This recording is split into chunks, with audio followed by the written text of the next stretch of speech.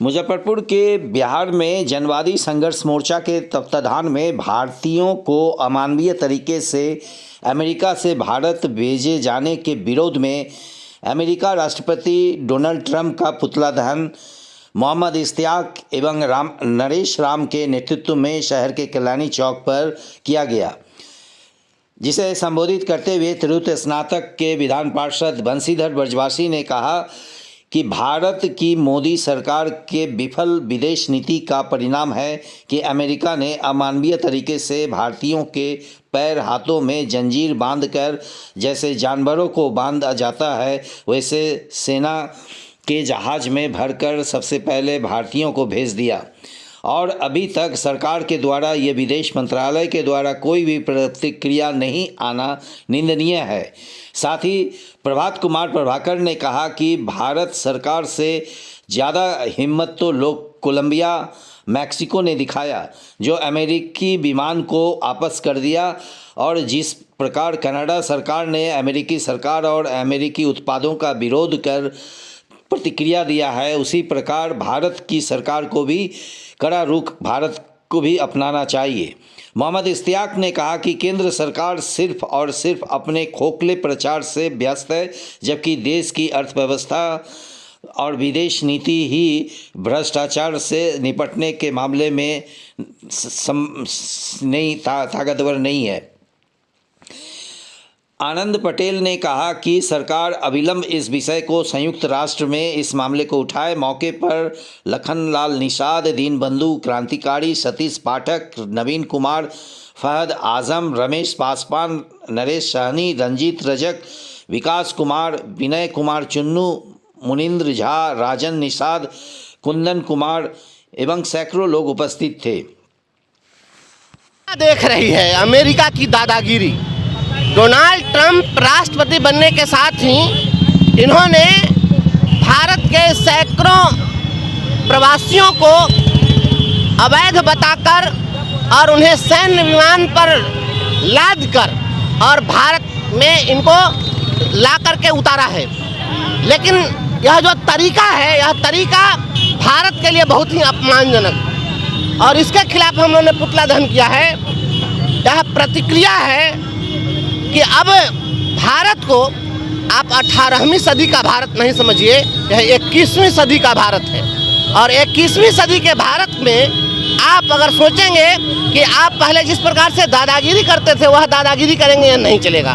यहाँ के लोगों को, ठीक है, मैं मानता हूँ अगर कोई भी अवैध तरीके से किसी देश में है तो उसको आप उसके देश में भेज दीजिए, इसमें कहीं दिक्कत नहीं है। लेकिन यह तरीका कि आपने भारत के बेटों को उसके पैर में बेरियां पहनाकर और हाथ में हथकड़ियां पहनाकर और आप सेना के विमान से भेजने का काम किए हैं, यह भारत के लोगों का अपमान है, यह भारत का अपमान है। इसलिए हम लोग इसका प्रतिकार करते हैं और हम संयुक्त राष्ट्र संघ मानवाधिकार सुरक्षा परिषद से यह मांग करते हैं कि अमेरिकी सरकार पर कार्रवाई हो, अमेरिका पर कार्रवाई होनी चाहिए। यह मानवाधिकारों का हनन है।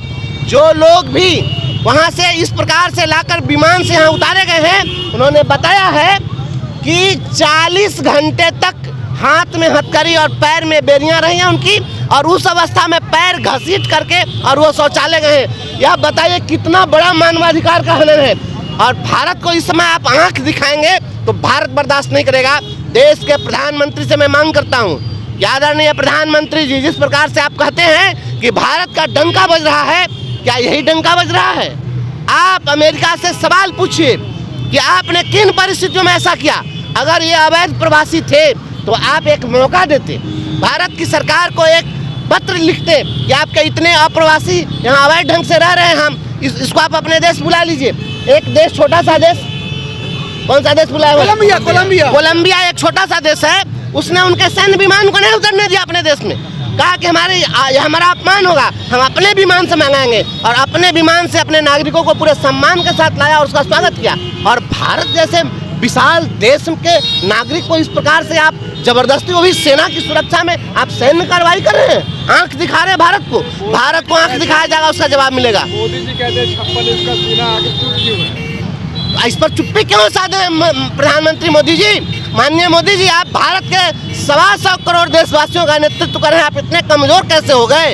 यह कमजोर आप नहीं हैं, आप बताइए, विश्व पटल पर आप दिखाइए, विश्व मंच पर आकर के बताइए कि इस प्रकार से अगर अमेरिका अगर आंख दिखाता है तो उससे बड़ी आंख दिखाना भारत को भी आता है।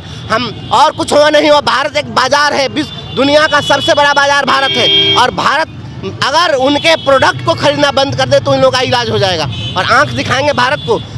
आदरणीय प्रधानमंत्री जी, आप पूरे देश को के सम्मान को गिरने नहीं दीजिए, यह सवाल उठाइए, यूनाइटेड नेशन में सवाल उठना चाहिए और अमेरिका पर कार्रवाई होनी चाहिए, पूरे विश्व को साथ लाइए। इस प्रकार से दादागिरी किसी भी देश के नागरिक को, क्या आज तक कभी पूरे देश के इतिहास में कभी गुलाम देश में भी ऐसा हुआ क्या जो यह हुआ है?